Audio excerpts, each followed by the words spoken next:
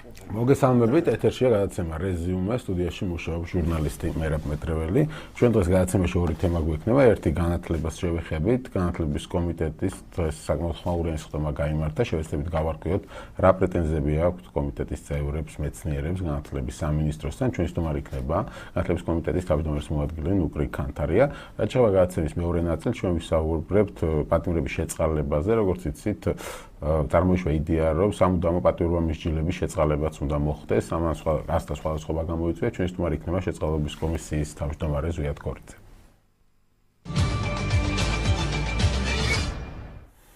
მივესალმებით სტუმარს, გამარჯობა ბატონო. გამარჯობა, მოგესალმებით თქვენ მაყურებელს და მსმენელს. დიდი მადლობა გადაცემაში სტუმრობისთვის. ეს დღეს საკმაოდ ხმაურიანი გამოვიდა სხდომა განათლების კომიტეტში. ბევრი პრეტენზია ჰქონდათ მეცნიერებს, განსაკუთრებით განათლების სამინისტრისადმი, მათ შორის კომიტეტის თავმჯდომარის ბატონ ვანო ყიღურაძეს, რომელმაც განაცხადა, რომ შაშკინის მეთოდებით მუშაობთო.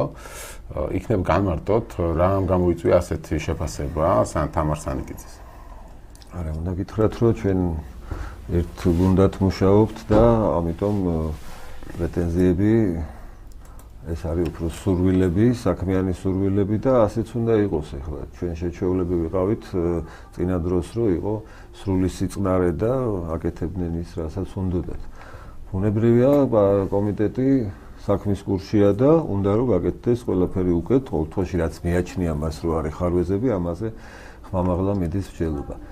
შაშკინი ლომაიას ეს ახლა უფრო შეიძლება ფრთიანი ფრაზაა, სინამდვილეში გახლავთ საქმე იმაში, რომ მათ მიერ დაგროვილი პრობლემების გადაჭრა ვერ ხდება ისე უოცებ, როგორც ეს უნდა სწორედ ამ დარგის წარმომადგენლებს და ეს გასაგებია მათი სურვილიც, მეორე მხრივ გასაგებია, რომ ეს ყველაფერი ერთი ხელის მოსმით არ კეთდება. ახლა მეცნიერებასთან დაკავშირებით თქვენ გახსოვთ ალბათ, რომ 2006 წელი იყო თუ არ ვცდები, როცა მეცნიერები იძულებული გახდნენ აი იმ სრული ტოტალური შიშის პირობებში ფილარმონიას ჩაეტარებინათ დიდი თავყრილობა მეცნიერების გადარჩენისათვის იყო ეს კომიტეტი.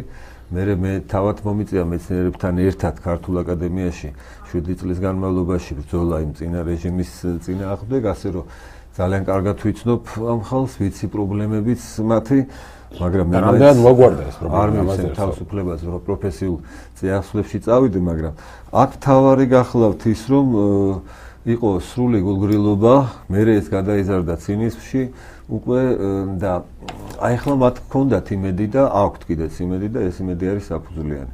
ის რომ დღეს ეს ხდომა გაიმართა, ის რომ შემდეგში მიმდინარეობს და გეგმები არის დასახული, ეს მოწმობს იმას, რომ ხელისუფლება მეცნიერებას როგორც დარგს მართლა იმ პრიორიტეტად აღნიშნავს, რაც უნდა იყოს, მაგრამ აქ არის ძალიან ბევრი დატოვებული პრობლემა. უპირველესი ეს არის, როდესაც მეცნიერებათა აკადემია გახსოვთ ალბათ დაშალეს და კვლევით ინსტიტუტები გამოყარეს გარეთ, ბედისანაბარად, ზოგი შეეკედლა ზოგიერთ უნივერსიტეტს, ზოგი სად აღმოჩნდა, ზოგი სად და ეს ყველაფერი განიბნა სივრცეში.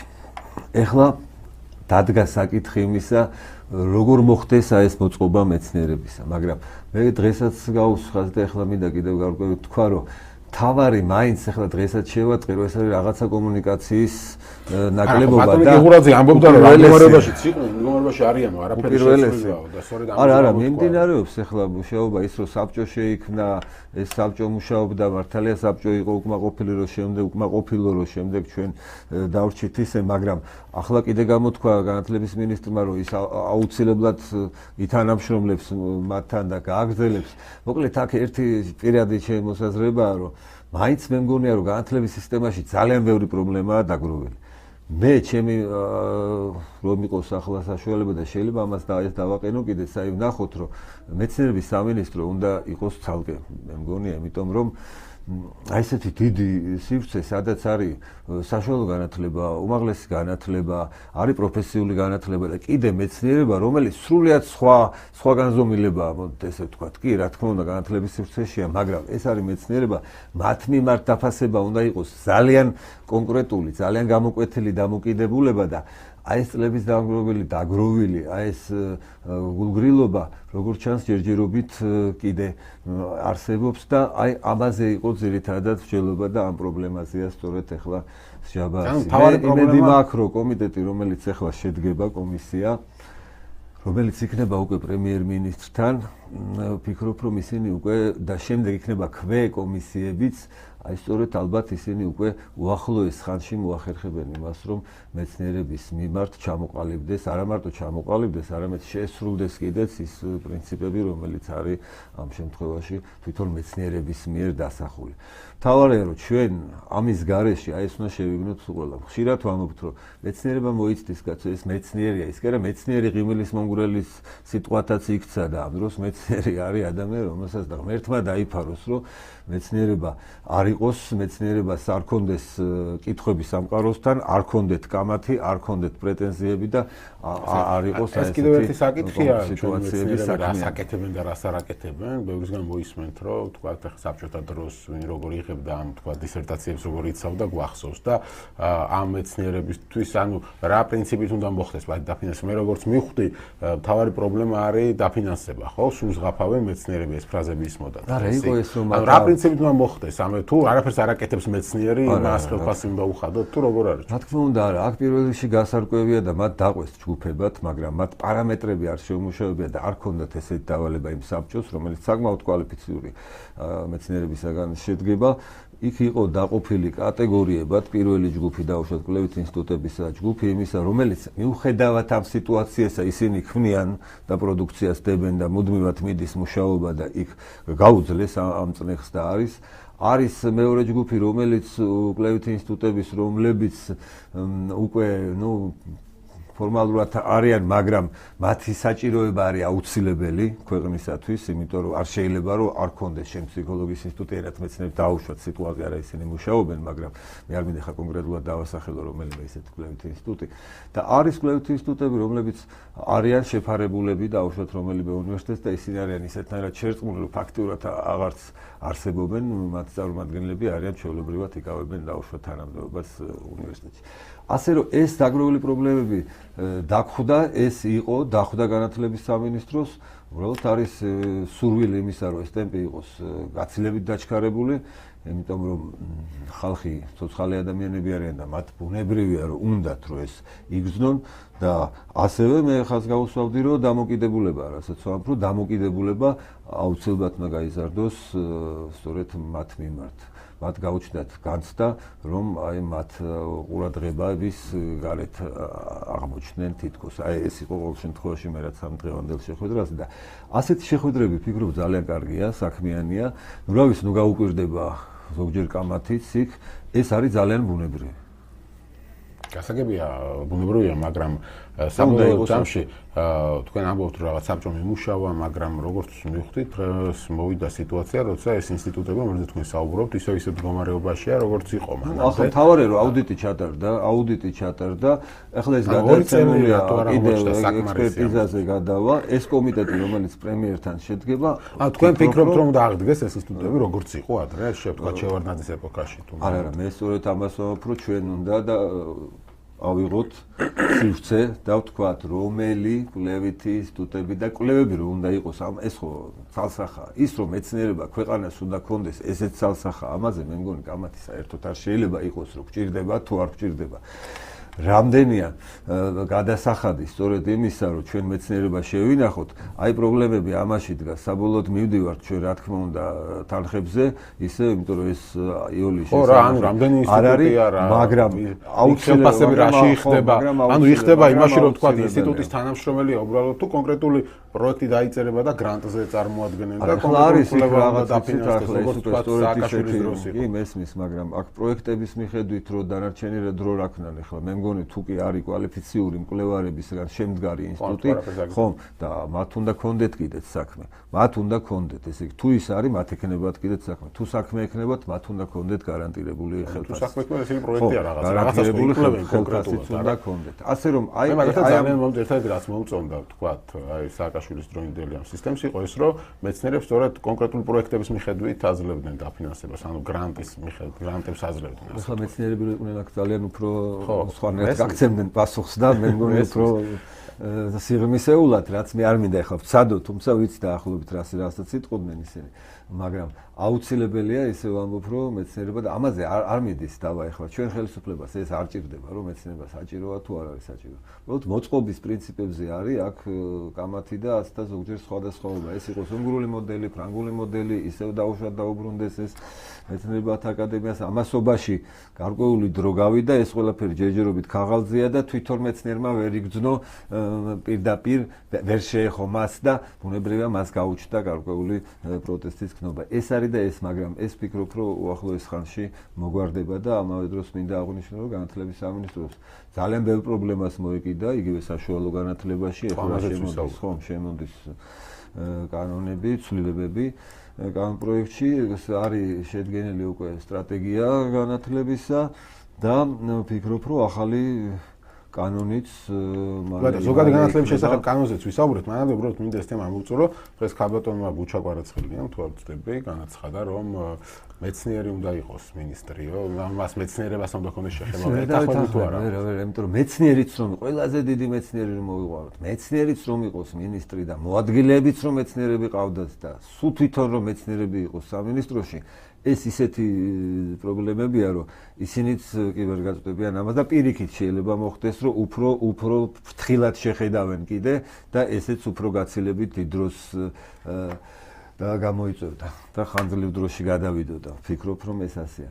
მაგრამ ეს მის ყველას შეუძლია თავის სურვილი გამოთქვას, ისე კი ვფიქრობ, ისე ვამბობ, რომ მეცნიერებმა რა თქმა უნდა თავისი ბედნის ჩართვაში და განაგებაში უნდა მიიღონ ძალიან მჭიდროდ და აქტიურად თანამშრომლობა. რაიმე კონკრეტული ვადები არსებობს, როდის იქნება ამ პრობლემა? ნუ როგორც ვიცი, ახლა ოქტომბრისთვის უკვე 20 ოქტომბრისთვის არის დაგეგმილი ამ სტრატეგიის განხილვა, უახლოეს ორ კვირაში ალბათ ის კომისია შედგება, ინოვაციების და გამოყენების კომისია, ის საბჭო, რომელზეც იყო ლაპარაკი, მიდის გაფართოვდება უფრო და აი ამ სხვადასხვა მიმართულებით ისინი გააგრძელებენ მუშაობას და ვნახოთ, აბა წინასწარ ნოვემბერში. კი ბატონო, თამარ სანიკიძეს რაც შეეხება, ამ დღეში გავრცელდა ინფორმაცია, რომ შეიძლება ის მოხსნან და ასე შემდეგ.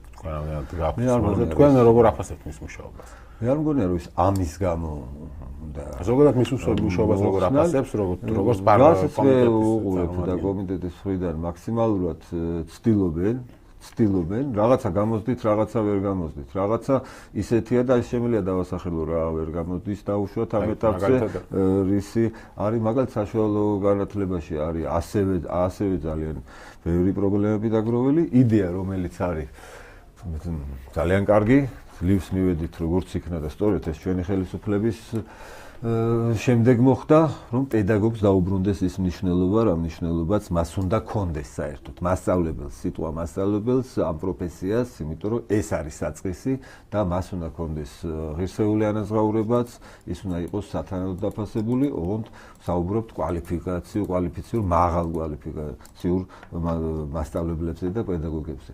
ეხლა ადრე იყო თქვენ მოგეხსენებათ, როგორ ხდებოდა, მერე იყო უკვე გარკვეული სერტიფიცირება პედაგოგებისა, აღმოჩნდით ჩიხში, იმიტომ რომ 60,000 პედაგოგიდან 20,000-მა გაიარა ეს სერტიფიცირება და აიღო სერტიფიკატი, დანარჩენ 40,000 ეს არ აქვს, ეს ნიშნავდა იმას, რომ უკვე უახლოეს ხანში მათ უნდა დატოვონ სკოლა, საჭირო იყო რეფორმების დაჩქარება, ამ დაჩქარებამაც გამოიწვია ალბათ ბევრი მთელი რიგი ხარვეზები და ახლა არის ინიცირებული სწორედ რომ ეს შეიცვალოს კარიერული ზრდის სქემით. რაღაც 4 კატეგორიად იყოფა, ხო, თორე იქნება ახსნა აქ იყო საუბარი, ახლა მე სკოლებში რამდენადაც მიწევს და რაიონებში და იქაც სხვადასხვა მდგომარეობაა მოიხსენებათ.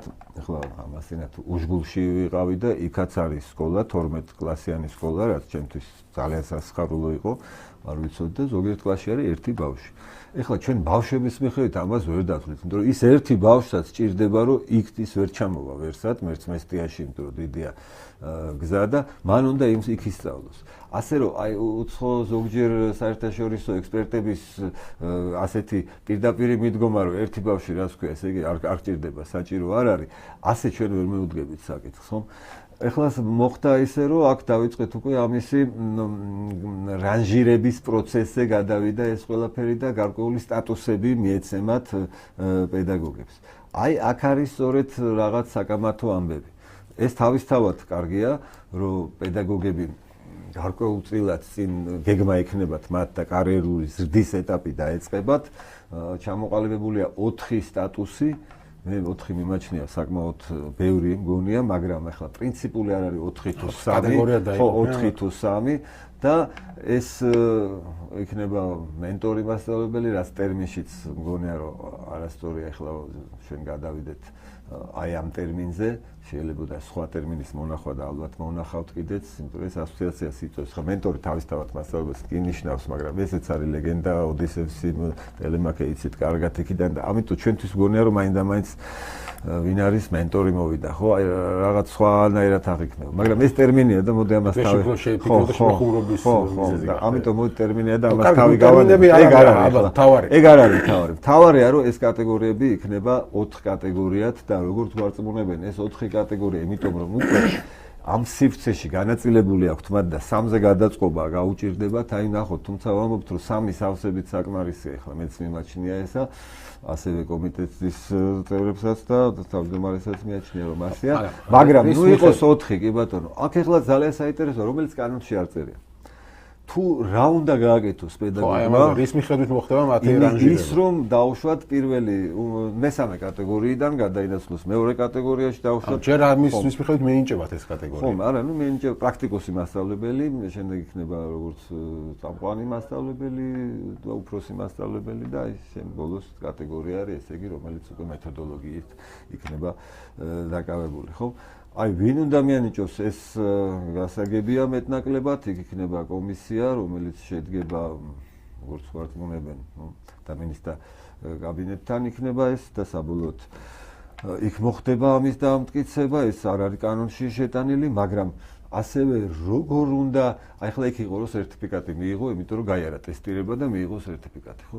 იქ იქნება კომპლექსური შემოწმება, როგორც ახლა გვეუბნებიან თავად და ეს თავისთავად კარგია, იმიტომ რომ შეიძლება დავწეროთ, ესე იგი იქნება შეფასება თვითონ მოწაფეებისაც, თუ რა გადასცა პედაგოგმა, რამდენად გადაეცა ის ბავშვებს და რამდენად ისინი მზად არიან, დაუშვათ ეს კლასი მზად, რამდენია იქიდან სწორედ, როგორ ატარებს გაკვეთილს, ეს ასეც არის ამისი გარკვეული ჩანასახიც, რომ იყოს თვითონ პროცესი შემოწმებული, მაგრამ როგორ იყოს პროცესი გახსოვთ ახლა თქვენ დროს არ ვიცით, ჩემ დროს იყო ხოლმე მე როცა ვსწავლობდი, რომ განათლების სამინისტროდან მოდიოდნენ კომისია და დაგვიჯდებოდნენ ხოლმე გაკვეთილზე, მასწავლებელი წინასწარ იცოდა მასწავლებელმა ვინ მოდიოდა და 500-ან ბავშვებს დაურიგებდა კითხვებს და მე გამოყავდა ისინი და ასევე კითხვები და მოკლედ ეს იყო ჩაწყობილი რამ, ხომ? ახლა ასე მე მგონი არ ივარგებს. აქ საუბარია მეორე კიდევ სახეობას, რომ შეიძლება თვითონ პედაგოგმა გააკეთოს ვიდეო ჩანაწერები და მისთვის საუკეთესო გაკვეთილი შეარჩიოს, რომელსაც ის თulis და დაუშვათ გაგზავნოს და ჩადოს აი ამ თვითონ აი ამ მონაცემთა კომპლექსურ ბაზაში. ალბათ სტაჟი, აი ეს აი აქ არის სწორედ კითხვები, ეს ჯერ ცნობილია. ეს დაახლოებით ვიცით, რომ ეს არის კომპლექსური შემოწმება, ესე იგი პედაგოგი კანონში ეს არც უნდა დაიწეროს, ტახტთან განმარტებაში იყოს რაღაც ფრთხილად და თქვით, რომ იქაც ეს არ არის საჭირო, მაგრამ გარკვეულ სტანდარტებს ვამბობთ, რომ უნდა ვიცოდეთ, ესე იგი ჩვენ რა, უნდა იყოს ეს აუცილებლად უნდა იყოს გასაგები ყველასთვის, რომ მე რო პედაგოგი ვარ, ახლა მე უნდა ვიცოდე უკვე რა, რომ რისი მიხედვით უნდა დავგეგმო ჩემი კარიერული ზრდა.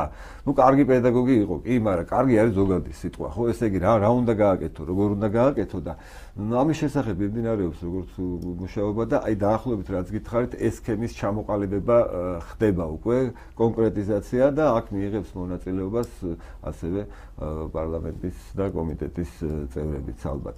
ნუ ყოველთვის მე იმედი მინდა გამოვთქვა, რომ ეს ხელშეუწყობს პედაგოგთა მნიშვნელობის გაზრდას და აი აქედან გამომდინარე მათ ხელფასებიც იქნება მომატებული, რომელიც იანვრისთვის უკვე დაგეგმილია. ხო, ამაზე ისაუბრა დღეს განათლების მინისტრმა, თუმცა მანამდე პარალელურად მოხდება ეს ეგრეთ წოდებული რანჟირება მათი.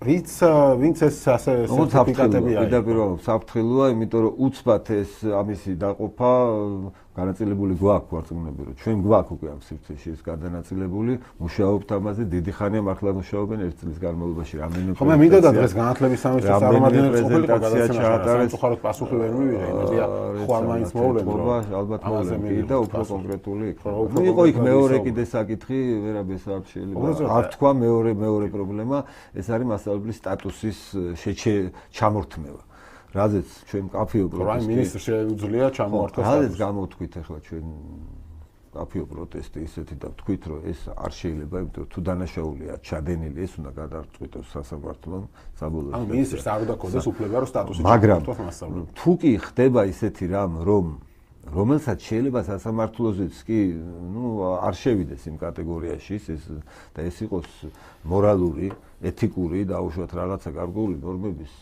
დაარღვევა, ასეთ შემთხვევაში მას კონდეს უფლება, თუ ეს გამოკვლეული იქნება, კონდეს უფლება, ეს უკვე ჩემი აზრია, მაგრამ ნუ ზოგი არ ეთანხმება ამას, რომ კი არ ჩამოერთვას, შეუჩერდეს მას ეს სასამართლომდე შეუჩერდეს და თუ სასამართლო გაამართლებს, მერე იყოს საკმაოდ დიდი კომპენსაცია.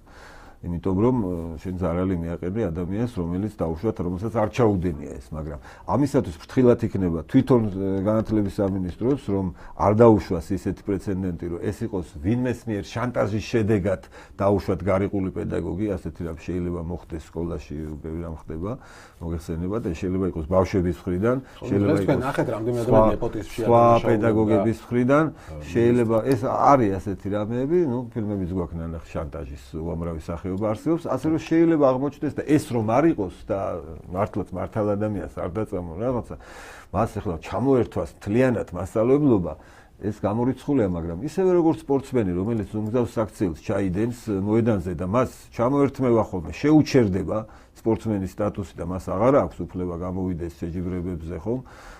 დაახლოებით ასეთი რამ ფიქრობ რომ დასაშვებია თუ ეს იქნება მტკიცებულებებით დავსე რომ ენის კონდეს ეს. უბრალოდ აი იმას რომ დაუბრუნდეთ ისე სერტ მასწავლებლების ხელახალ სერტიფიცირებას და რანჟირებას მათ.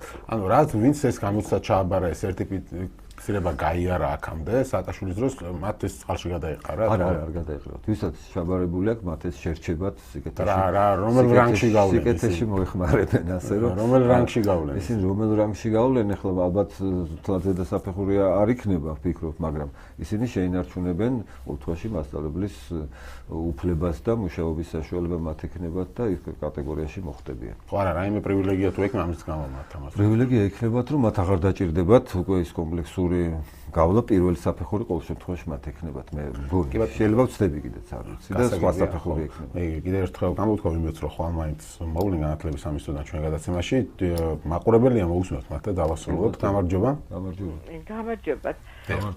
ტრენინგები თუ იქნება უახლოს ხანში და საერთოდ ტრენერებს რა პრინციპით ნიშნავენ? მასწავლებლებისთვის ხო როგორც? ალბათ მასწავლებლებისთვის ხო. მე რამდენადაც ინფორმაცია მაქვს, კვალიფიკაციის ამაღლების კურსები ასეთი რამ იქნება და შესაბამისად ალბათ მოწვეული იქნებიან კიდე სპეციალისტები. რა რანგის და რა დოზის, აი ამაში ცოტა შეიძლება ვიდაოთ ხოლმე მეც მაქვს ზოგჯერ კითხვები. ზოგჯერ შეიძლება იმას არ ჭირდება იმის სწავლა, რაც აღჭურვილი მოდის ეგრეთ წოდებული ვითომ ტრენერი, ხო? ესე იგი საკმაოდ მაღალი უნდა იყოს კვალიფიკაცია და მე მგონია რომ ჩვენი მდებარე ქვეყნის შესაბამისად უნდა მოხდეს ეს და იმ რაიონების კიდევ, იმიტომ რომ სხვადასხვა მდგომარეობაა ახლა თბილისში ერთი მდგომარეობაა და არის სხვა პრობლემებია იმერეთში და სოფლებში სხვა არის მაღალმთიან რაიონებში აქ არის აბსოლუტურად სხვა მიდგომა საჭირო სკოლებში და ხშირ შემთხვევაში ახლა ისევ შულის მაგალითი მინდა ვთქვა, სადაც ორი პედაგოგის გარდა ყველა თავის პედაგოგები არიან და გავლილი აქვთ მათ ასევე სერტიფიკატი აქვთ ყველას, ორი პედაგოგი ყავთ მოწვეული, მაგრამ ეს არის გამონაკლისი. ახლა არის სოფლები, სადაც არ აყავთ კადრები, არ არის კადრები და ამიტომ უნდა იყოს შესაბამისი ანაზღაურება თვითონ ისეთი, რომ ახალგაზრდა კაცს მოუნდეს გარდა იმისა, რომ პატრიოტული გზნობა ამოძრავებს, ერთი პირობა იყო კიდეც ასეთი, წავიდეთ მასწავლებლად და ფილმებიც გახსოვთ ალბათ და რაღაც. აი რაღაც ამდაგვარი უნდა დაბრუნდეს, რომ მაგრამ ეს მოხდება მაშინ, როდესაც აი დაინახავს, რომ თვითონ მნიშვნელობა მასწავლებლის ეს არის აყვანილი უკვე სხვა რანგში. კი ბატონო, ანაზღაურება ალბათ განამწყვეტი იქნება. რა ანაზღაურების გარეშე ენთუზიაზმი. კი ბატონო, თქვენ ხართ რამდენი ტიგენება გასწრა ხელფასთან. ამას ახლა ვერ გეტყვით ზუსტად რო არ გამომივიდეს, არის სხვადასხვა საუბარი, მაგრამ არ მინდა ახლა შეცდომაში შევიყვანო. კი ბატონო, დიდი მადლობა გადაცემაში სტუმრობისთვის. ნუკლი განთარია, პარლამენტის განათლების კომიტეტის თავმჯდომარის მოადგილე იყო ჩვენი სტუმარი. დაგვალოდეთ რეკლამის შემდეგ შეწყალების კომისიის თავმჯდომარე ზვიად ქორიძე იქნება ჩვენი სტუმარი. დაგვალოდეთ სულ რამდენიმე წუთში დავუბრუნდებით. რეზუმე დაბრუნდა ეთერში ჩვენი სტუმარია შეწყალების კომისიის თავმჯდომარე ზვიად ქორიძე. მოგესალმებით ზვიად. მოგესალმებით, მიესალმები რადიო მსმენელებს და მაყურებლებს. ტელეპალიტრის მაყურებლებს. თქვენმა ინტერვიუმ, რომელიც კვირის პალიტრაში გამოქვეყნა, სადაც საუბრობთ იმის შესახებ, რომ შეიძლება ვთქვათ უადო პატიმრებსაც შეეხოთ შეწყალება, გამოიწვია ასთა სხვადასხვაობა, მაგალითად ელენე თევდორაძემ განაცხადა, რომ ასეთი რამ დაუშვებელია. მე წავიკითხავ შემდეგ მის კომენტარებსაც უფრო დაწვრილებით. მანამდე თქვენი პოზიცია მაინტერესებთ, რაზე მუშაობთ კონკრეტულად, ანუ რა შეიცვლება, დღეს როგორ ხდება და თქვენი იდეა რა არის, როგორ უნდა მოხდეს ეს ყველაფერი. ეს ძალიან ახალი ამბავი ჩვენ საინფორმაციო სივრცეში არ არის. 2014 წლის მარტში პრეზიდენტმა მიიღო შეწყალების კომისიის მუშაობის დებულება. ამ დებულებაში სხვადასხვა ნორმასთან ერთად ჩაწერილია თუ რა ტიპის საქმეების განხილვა შეუძლია შეწყალების კომისიას და ერთ-ერთი არის სწორედ უვადო მსჯავრდებულთა განაცხადების განხილვა. თუ კი ადრე წინა დებულებაში ზღრულ ნორმად იყო განსაზღვრული 25 წელი, ან 25 წელი უნდა მოეხადა სასჯელი უვადო მსჯავრდებულს, რომ მე მისი განცხადება კომისიას განეხილა შეწყალებისთვის. ახლა ეს ვადა დაიწია 15 წლამდე. ოღონდ ახლა არა, დღეს კი არ ეს მოხდა 2014 წლის მარტში. ამიტომ არანაირი სიახლე ამ თემაში, რაც მე ვთქვი ინტერვიუში, მაგრამ საბოლოო შეწყალებას გააწყვეტილება ხო კომისიის მისაღებად შეწყალებაზე რეკომენდაციას, რა თქმა უნდა, კომისია ადგენს. აპრილშიც, ივლისშიც და ოქტომბერშიც იყო რამდენიმე განცხადება შემოსული უვადო მსჯავრდებულებისაგან. ბევრი მათგანი